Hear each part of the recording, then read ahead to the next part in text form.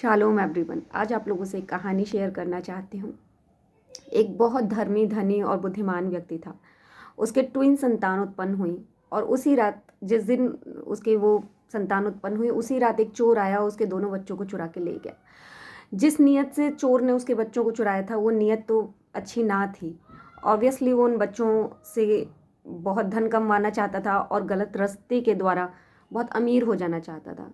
ऐसा ही उसने किया। अभी उन बच्चों को गलत संगत में लगाया, उनको बहुत सारे गलत तरीकों के द्वारा, भीख मांगने के द्वारा और गलत गलत तरीके के द्वारा धन अर्जित कराया। और इसके साथ साथ वो बच्चे और भी बहुत सारे पापों में लिप्त होते चले गए, जैसे कि व्यभिचार, नशा, चोरी, इस तरह के बहुत सारी गंदगी उन बच्चों के जीवन में आ गई।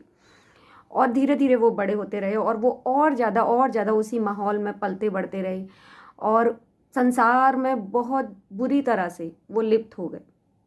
एक दिन वो धर्मी व्यक्ति कई सालों से जो अपने बच्चों को खोज रहा था, खोजते खोजते कुछ 17-18 साल बाद अपने उन बच्चों तक पहुंचा।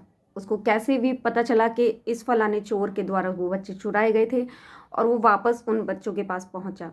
और जब वो उन बच्चों के पास पहुंचा तो उसने उन बच्चों से अब उनकी सच्ची पहचान उनको बताई और वापस चलने की बात कही। तो उसमें से एक बच्चा तो चलने के लिए तैयार हो गया, जबकि दूसरे बच्चे ने साफ कह दिया कि वो नहीं जाना चाहता, क्योंकि उसे समझ में आ गया था कि अगर वो जाएगा तो उसको अपनी सारी गलत आदतें, बुरी आदतें और सारे शौक, नशा, सब कुछ छोड़ना पड़ेगा।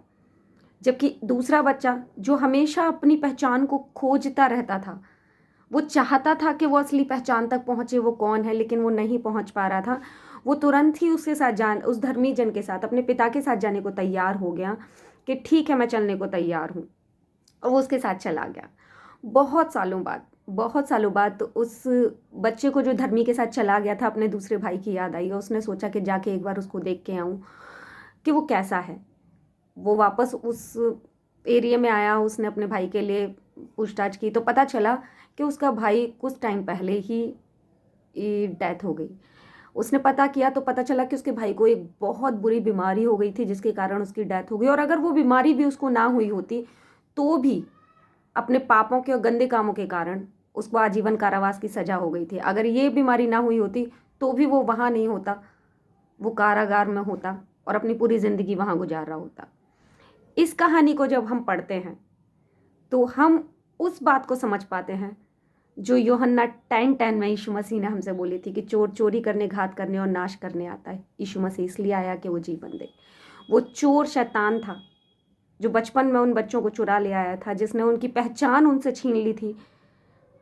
और वो बच्चे हम सब थे जिनकी पहचान बचपन से हमसे छीन ली गई थी। हम जानते ही नहीं थे हम परमेश्वर की संतान हैं। हमें पता ही नहीं था कि हम परमेश्वर की समानता और स्वरूप में गढ़े गए हैं।